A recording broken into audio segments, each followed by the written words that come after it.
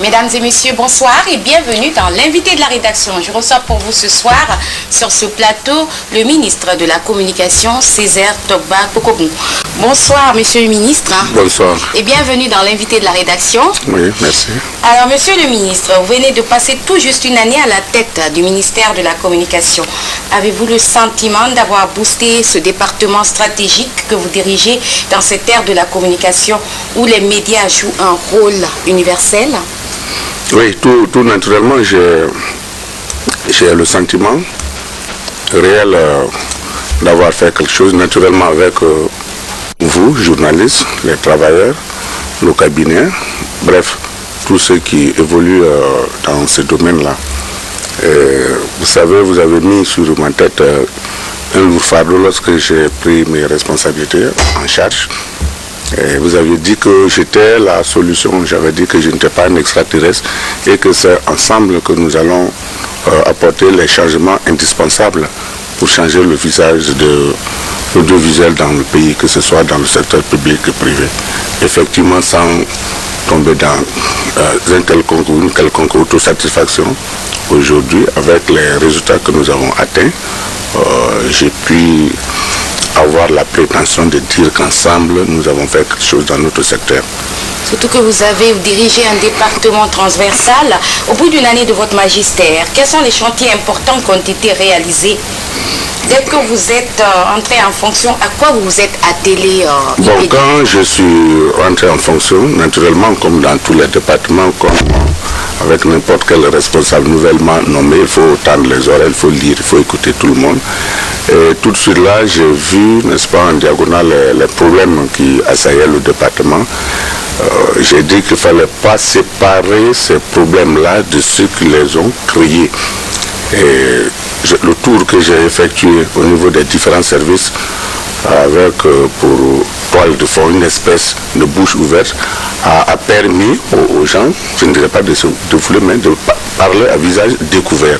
Donc les problèmes ont été mis sur la table. Et il fallait les résoudre, mais de façon consensuelle. C'est pour cela que nous avons organisé la fameuse retraite qui a donné naissance à un plan d'urgence avec des axes principaux, des axes à problème qu'il fallait résoudre. Tout de suite, je me suis ravisé que le problème d'abord était humain. Il n'y avait pas de communication, les gens se regardaient en chien de faïence. Il y avait vraiment un climat de suspicion dans la maison. Il fallait mettre les uns et les autres en confiance. Cela l'a été. L'autre problème, c'est qu'il n'y avait pas de transparence dans la gestion des affaires. Le cabinet évoluait à vase clos, les directions naturellement, et une petite chose que tout le monde connaît, même Toto, un budget, le budget d'un département, c'est l'expression des besoins des différents secteurs. Ce n'était pas ça, le budget était élaboré par un petit groupe ex nihilo et chacun se demandait s'il était concerné par ce budget-là. Donc il fallait casser ce mur. Cela a été fait. Nous avons procédé à des remplacements naturellement, pas que les gens étaient mauvais, mais lorsqu'on fait plus de 20 ans à un poste de responsabilité, on aura atteint le seuil, comme on appelle, l'incapacité et tout. Donc, il fallait amener de nouveaux visages. Mais ce qui m'a frappé, quand je suis venu à la RTG naturellement, je me suis rendu compte que ceux qui en faisaient la gloire, pour la plupart, avaient quitté la maison, comme un navire qui tangue.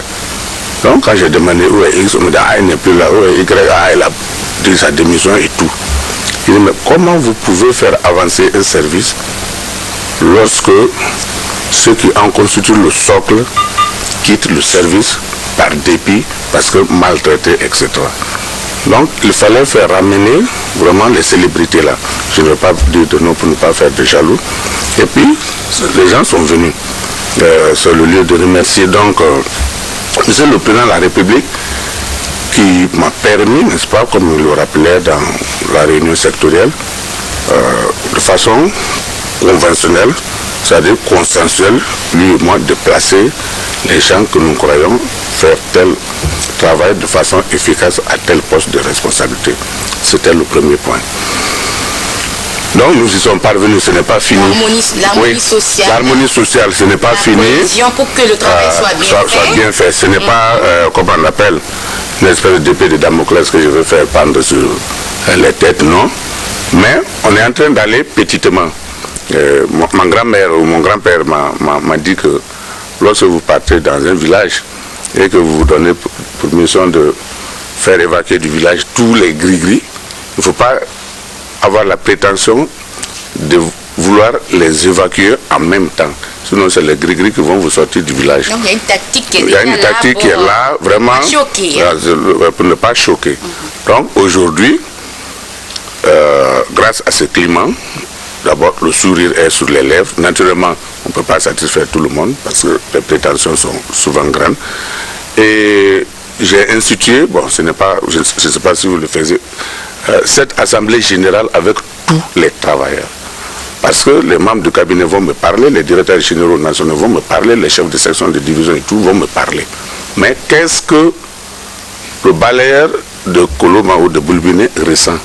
Qu'est-ce que le chauffeur qui vous transporte après le travail ressent?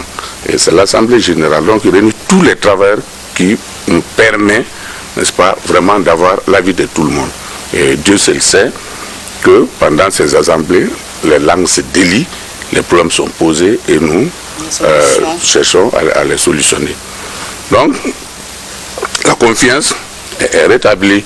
Bien sûr, il y a de petits intérêts que posent les gens, mais moi j'essaie de manager les uns et les autres pour que le climat qui est instauré vraiment perdure et que ce qu'on voit aujourd'hui perdure également. Parce qu'en communication, il faut quand même qu'il y ait un climat... oui, naturellement. Le climat délétère disparaisse pour que tout soit sur les rails. Oui. Alors, juste après le décret présidentiel vous nommant à la tête du département de la communication, vous avez annoncé une série de réformes. Oui. Quelques-unes ont été réalisées, ont vu le jour. Et les autres? Oui. Bon, il y avait beaucoup à faire. Je ne jette pas de la pierre à qui que ce soit, parce que c'est le travail gouvernemental, c'est un travail perpétuel. L'administration, c'est une continuité. Donc, ceux que j'ai remplacés ont posé par touches successives leurs pierres. Et moi, je suis venu continuer. Mais il fallait vraiment casser. Parce que les gens étaient partis avec des caméras. Les choses étaient dans la nature. Les murs étaient décrépits. La climatisation centrale pour 19 millions de poussières ne fonctionnait pas. Le groupe électrogène qui alimente Boulbiné n'était pas vidangé 1 an et demi pour 1,2 million. Je citerai à l'infini tous les dysfonctionnements que j'avais vus. Donc je dis que cela n'est pas normal. Il faut que les choses soient remises en place. Boulbiné était moins qu'un vidéoclub. Aujourd'hui, Boulbiné est sur satellite, les choses se passent bien. Donc on arrêtait le journal dans un petit coin et puis on venait mettre la cassette. Donc ça s'arrêtait dans cette petite tour d'ivoire de Kaloum. À RKS, même chose aujourd'hui, sont sur satellite. Quoi encore? Donc il fallait briser cela. Et les responsables, un responsable à tel ou tel niveau, il a droit à tel ou tel privilège. Entre griffes, ce n'est pas un privilège, mais c'est ce qui adjuvante son travail, c'est-à-dire l'amène à faire correctement le travail. Donc, le carburant qui était destiné au groupe, au travers, c'était détourné. Donc, il fallait remplacer ce groupe, nous l'avons fait, parce que c'était maintenant vraiment en état de délabrement très très avancé, ça ne pouvait pas être remis en état. Il n'y avait pas de moyens de transport pour permettre aux journalistes de se rendre en région pour nous faire venir, comme on appelle sur les antennes ou sur vos écrans, les réalités. La Guinée ne se limitant pas à Conakry, le peuple vrai est dans le pays profond. Ce peuple est attelé à l'artisanat, à l'agriculture, à faire ceci, à faire cela. Mais tout se passait dans l'anonymat. Les grandes actions engagées par le gouvernement n'étaient pas connues. Or, Dieu seul sait, comme quelqu'un me l'a dit à Youmou, dit c'est maintenant que nous voyons le développement. Parce que avec le 55e anniversaire célébré en région forestière, vous allez à Lola, vous allez à Youmou, vous allez à Béla, vous allez à Kisidou, Zérékoré, Massanta, Guéguédou. Vraiment, tout est en chantier. Il y a les lampadaires, il y a les blocs administratifs, il y a les postes de police, les postes de gendarmerie. Là, tout est en train de se faire. Mais, puisque ce n'était pas connu, et par la plupart de nos concitoyens, par nos amis qui sont de l'extérieur, les gens avaient l'oisiveté de dire que le bilan du gouvernement, le bilan du président est globalement négatif.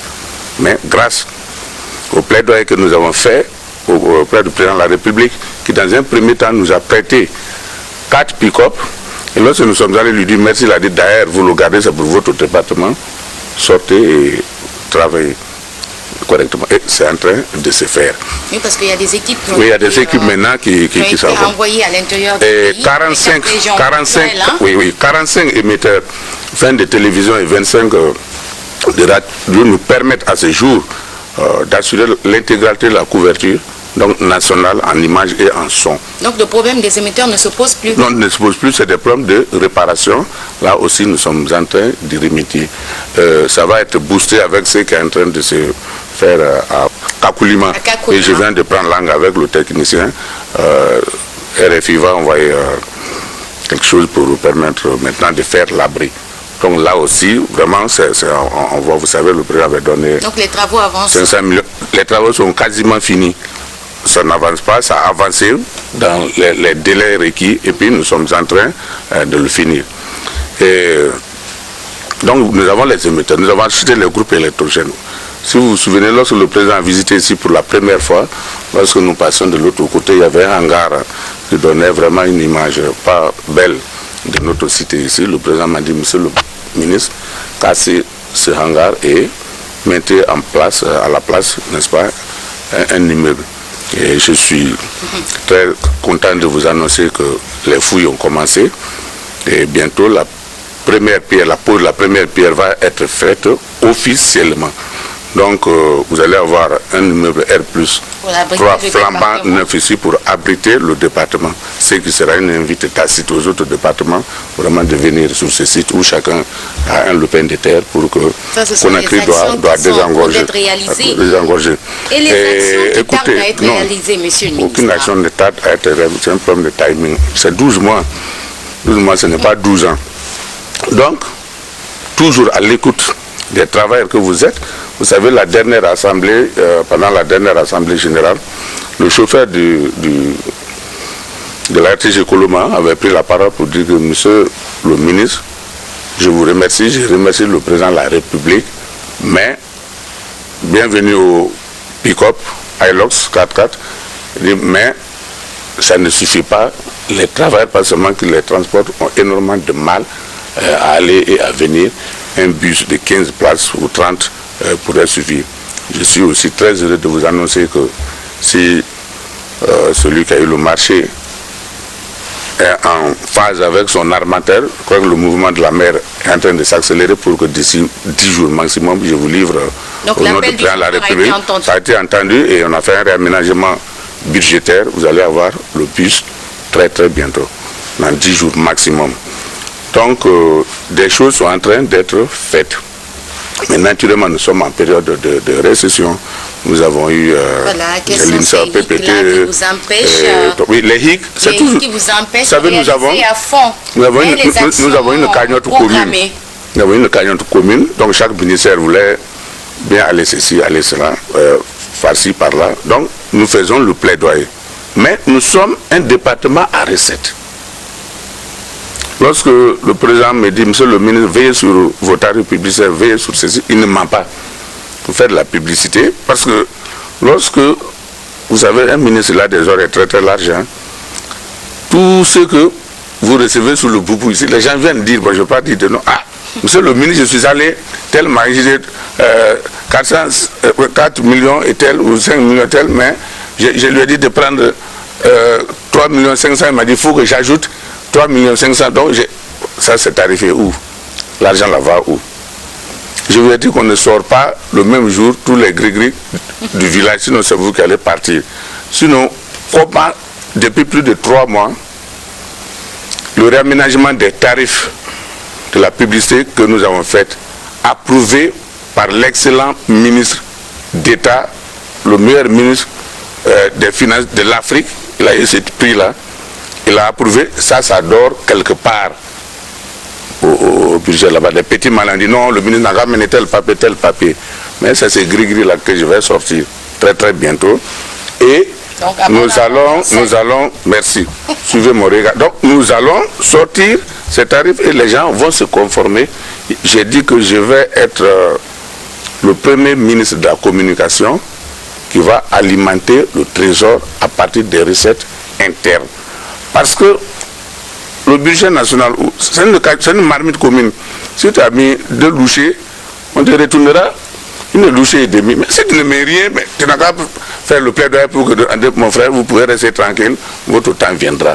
Nous montrons notre capacité à être transparent, c'est-à-dire recouvrer correctement ce que les gens versent en termes de publicité, en termes de ceci, en termes de cela, et aller le verser au trésor public. Et dès lors que les tarifs vont paraître, je vais commettre une agence privée. Vous savez, il y a des panneaux, si vous allez dans les petits villages, il y a des panneaux là-bas qui disent, qui indiquent ceci, cela, tout ça là, c'est payé. Les véhicules qui passent, c'est écrit dessus Bonangui, là, c'est de la publicité, c'est payé. Ça relève de l'OGP. Ça relève de l'OGP qui travaille avec professionnalisme. Ça, c'est le lieu de le dire, qui travaille avec professionnalisme. C'est un monsieur qui était dans les institutions internationales, donc il n'y a rien à le reprocher. Je l'ai soumis qu'il faut qu'on trouve une agence qui va vraiment s'occuper de ceci. C'est dans le cadre de perfectionner toujours la rentabilité, comme on appelle, de l'office. Donc c'est un train de mesure. Vous avez raison, si vous dites ça tarde à venir, ça ne tarde pas à venir, on va pas à pas. Mais aujourd'hui, je reviens en arrière pour dire que globalement, je suis satisfait de ce qui est en train de se passer. Mais il faut maintenir entre griffes la pression pour que les gens ne disent pas, bon, ça va bien maintenant, tout se passe bien. Et puis, le journal télévisé, l'un des grands acquis, c'est maintenant 30 minutes. Pour une fois, vous avez vu dans notre République un président dire, nous avons un jeune rédacteur chef, ne me sortez pas, ne consacrez pas 15 minutes à sortir mes actions, ne consacrez pas 20 minutes à sortir les actions de ma femme. Soyez professionnels, arrêtez la mamaya, le président l'a dit. Je suis l'une de mes grandes fiertés aujourd'hui, c'est que de Washington, de Paris, de partout, on m'appelle pour dire, enfin, la télévision guinéenne est regardable. Le journal télévisé est calé sur 30 minutes. Il y en a de mes amis qui m'appellent, j'ai été faire ceci, ben, faute de tâche, vraiment, il faut le voir. L'élément là n'est passé que 2 minutes. Et on dit non, le journal c'est 30 minutes. Votre événement, on va le mettre ailleurs. Invité du jeudi ou je ne sais quoi. Gouvernance de Papa Condé, on va mettre ailleurs, mais le journal reste le journal. Aujourd'hui, je suis très très content, je suis fier qu'on m'appelle de partout, des 4 coins du monde, pour dire que la télévision guinéenne est enfin regardable. Donc, les émissions se sont multipliées. Il y a la distraction, il y a la culture, tout est là. Vraiment, enfin, nous avons une télévision. Mais on ne doit pas, je le dis, nous auto-satisfaire. Il faut toujours aller à la perfection. Ouais, ce métier est un véritable sacerdoce. Est-ce que vous pensez que la voie est ouverte pour le passage de l'analogique au numérique qui se rapproche? Oui. Le 15 juin 2015, c'est la... Oui, mais le 15 juin 2015, c'est déjà demain. J'ai pu dire sous réserve de... Les médias guinéens sont déjà prêts? Les médias guinéens sont prêts. La télévision nationale. Le projet est confié, comment on appelle? Au CNC, oui. Et nous nous occuperons du contenu éditorial, mais avec la vigueur, la rigueur que je reconnais à la chose. À Mme Martine Condé, je crois que les délais seront respectés parce que nous-mêmes, nous avons... La Guinée ne va pas Non, ça ne sera pas raté, soyez-en sûrs. Soyez-en rassurés, oui. Monsieur le ministre, vous avez trouvé un problème récurrent ici, oui. C'est que chaque année, pendant l'hivernage, il y a les techniciens de la RTG qui sont confrontés à un problème de faisceau. C'est-à-dire, ce problème de faisceau-là est à la base de l'interruption des émissions de la RTG de Coloma. C'était le cas il y a à peine quelques semaines. Comment résoudre définitivement cette sempiternelle difficulté d'ordre technique? Oui, bon, vous savez, je ne suis pas technicien. Ce que je sais, c'est que cette donnée est intégrée par la coopération chinoise dans le cadre de la rénovation qui est en train d'être faite, qui est amorcée. Vous avez vu le ministre de la Coopération l'autre jour à la télévision annoncer des sommes faramineuses mises à disposition du gouvernement guinéen par la Chine. Nous serons pris en compte. Bientôt, ça va être des soucis du passé. Quelles sont vos relations en tant que ministre de la Communication avec la famille de la presse? Est-ce que vous souhaitez du respect de la neutralité, de l'objectivité qui font partie de notre mission, nous journalistes? Oui, bon, c'est difficile. Le respect de l'éthique et de la déontologie. Oui, vous savez, tout le monde se réveille le matin et dit le respect de l'éthique et de la déontologie. Maintenant, je vais vous catégoriser ceux qui font le journalisme dans notre pays. Il y a des gens dont c'est le métier, ils l'ont appris, ils en connaissent les tenants et les aboutissants, ils en ont la formation et ils en respectent les règles. Il y a d'autres qui sont venus parce que, faute d'avoir du travail dans leur spécialité, ils en ont fait leur violon d'ingre, c'est-à-dire une deuxième préoccupation, ils sont là, qui ont besoin d'être formés, qui font des dérapages vraiment par ignorance. Lorsque ceux-ci sont formés, ils peuvent vraiment bien exercer le métier. Il y en a qui sont très bien formés, parce qu'on met tout sur la formation. Ce n'est pas un problème de formation, c'est un problème de conscience. Vous allez les envoyer dans n'importe quel institut de journalisme, n'importe quelle chaire de journalisme de par le monde, ils ne changeront pas. Ce sont ces gens-là qui ont invité la politique dans leur rédaction, qui ont invité la politique dans leur studio. Vous n'avez qu'à tout faire. Eux, ils ne se donnent pas pour vocation d'informer, mais ils se donnent pour vocation de nuire. Bon, quand un homme public on est attaqué, finalement, tel Don Quichotte dans les moulins à vent, quand ils se rendront compte que ce contre quoi ils se battent ne contient rien, ils n'y obtiendront rien, ils vont s'assagir, ils vont rester tranquilles. Donc, c'est comme une maison. Nous sommes dans une maison, nous sommes un père de famille, il y a des enfants turbulents, il y a des enfants sages, il y a des enfants, etc. Le but, l'objectif du père de famille, c'est d'éduquer. C'est pour cela que lorsque j'ai pris mes responsabilités, j'ai fait le tour de tous les médias, conformément aux orientations du président de la République, qui tient à égale estime tous les médias, qu'ils soient publics ou privés.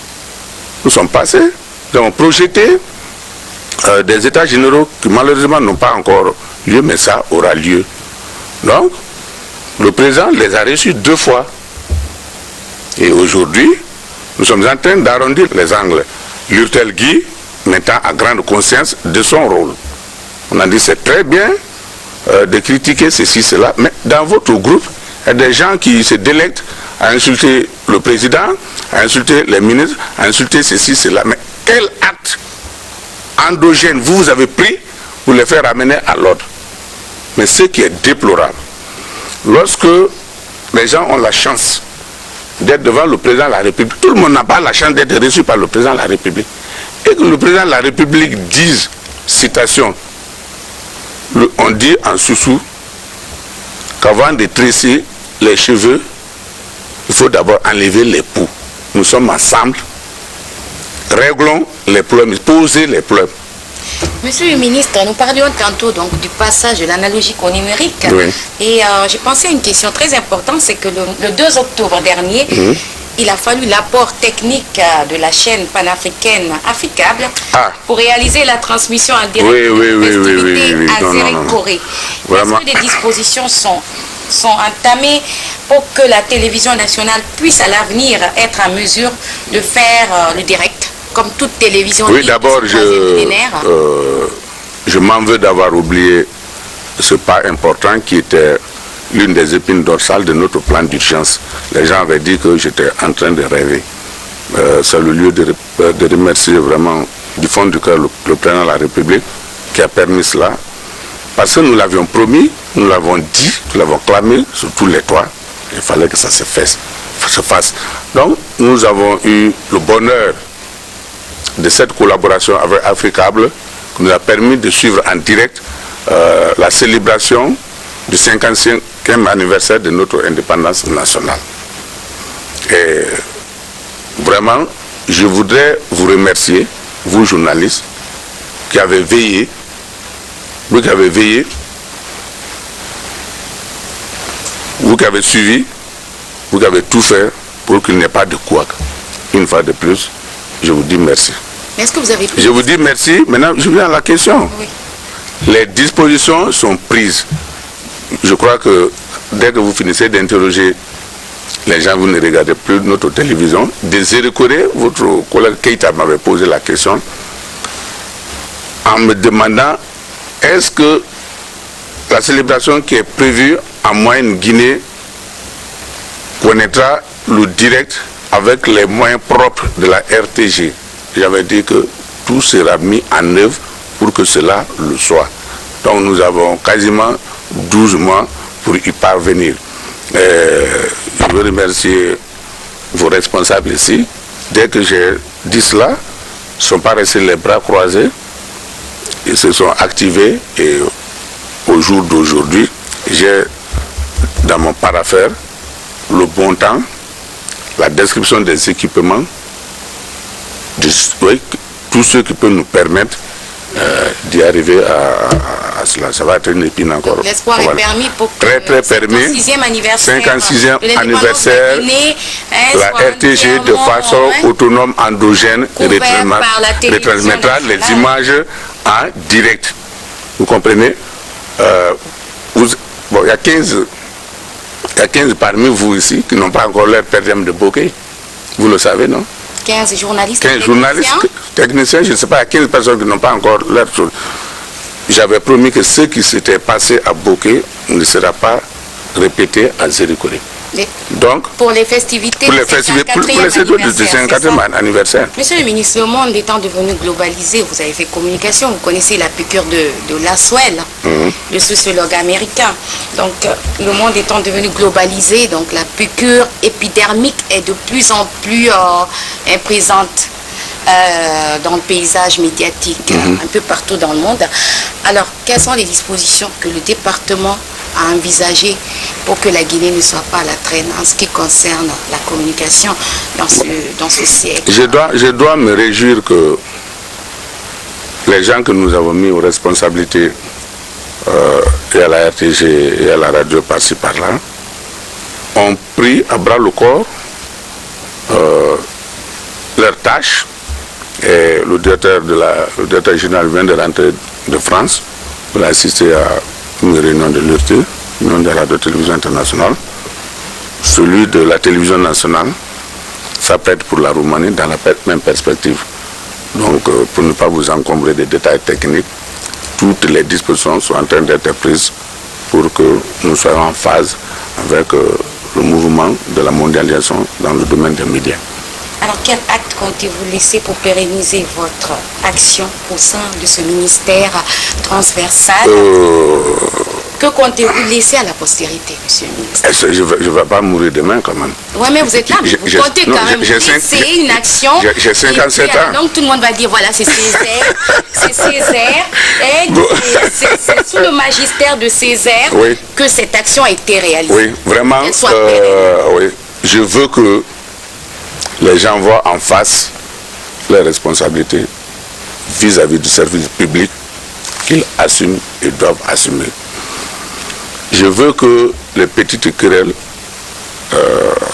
cessent. Je veux surtout que les équipements qu'on nous met à disposition, que le président met à disposition, que le gouvernement met à disposition, soient bien entretenus. Je veux que chacun prenne la mesure de ses responsabilités. Je veux que tous les actes que nous avons posés soient perfectionnés, au lieu qu'on enregistre un recul. Je veux que le journaliste guinéen, qui a le label de notre pays en dehors de nos frontières, soit bien regardé. Je veux que cette sinistrose que les gens cultivent cesse. Parce que je me souviens, le président de la République le rappelait l'autre jour, dit que des gens qui de l'intérieur viennent en Guinée disent, ah, est-ce que c'est la même Guinée? C'est l'image de la violence, l'image d'un pays à bord de la déchirure, l'image d'un pays qui s'effondre, l'image d'un pays catastrophique, bref, que on divulgue sur les sites, dans les journaux, dans la presse, ça ne nous honore nullement. On ne demande pas qu'on dise que le ministre a une belle cravate, le président de la République a une belle chaussure, le Premier ministre est bien coiffé. Non. Le journaliste, la presse a le pouvoir, si vous avez un grand pouvoir, c'est le pouvoir de la critique, pour que les gens s'améliorent. Mais vous n'avez pas le pouvoir de la nuisance. Vous n'avez pas le pouvoir d'insulter. Vous n'avez pas le pouvoir de déclarations injustifiées. Vous n'avez pas le pouvoir de ne pas recouper les informations. Lorsqu'on a dit X a fait cela, contre Z, écouter, recouper. Donc, je veux que ce travail continue. Je veux que le journal continue de tenir. C'est de petits détails, mais c'est très très important. Je veux que vous limitez le journal télévisé à 30 minutes. Je veux que le travail qui a commencé se poursuive. Je veux que le bus qui va venir ne serve pas à aller ramasser des mangues à Kindia pendant le week-end, c'est pour les travailleurs. Je veux que tout ce qui est mis à notre disposition soit utilisé à bon escient. Je veux que ce qui n'a pas été fait encore pendant les 12 mois le soit. Je mettais un point d'honneur sur la formation. À date, à part les missions de journalistes ou des responsables, aucun référentiel de formation n'a encore pas été soumis. Mais le souhait le plus important. Le souhait le plus important, oui, c'est votre qualification. Le souhait le plus important, c'est que lorsque oui, tenir la compétitivité, qu'on ne zappe plus lorsque l'heure du journal télévisé arrive. Qu'à 20h, que si les gens regardaient une autre chaîne, que les gens viennent maintenant et regardent les journaux comme cela se fait maintenant. Je veux que vous teniez le cap, je veux que vous teniez bon, je veux que vous soyez cette presse enviée, compétitive, responsable, citoyenne. Donc, c'est ce vœu-là que seront réalisés, monsieur. Oui, avec naturellement votre concours. Je ne peux pas le faire seul, c'est en harmonie, en intelligence, avec et les techniciens, et les travailleurs, et les responsables, et le cabinet. C'est avec tout le monde, c'est ensemble que nous allons réussir ce pari. Je vous remercie d'être venu. C'est moi qui vous remercie. Encore une fois dans l'invité de la rédaction, oui, et d'avoir répondu à mes questions. Merci. Mesdames et messieurs, nous sommes arrivés à la fin de cet entretien. Je vous remercie de votre bien aimable attention. Au revoir et à très vite. Merci.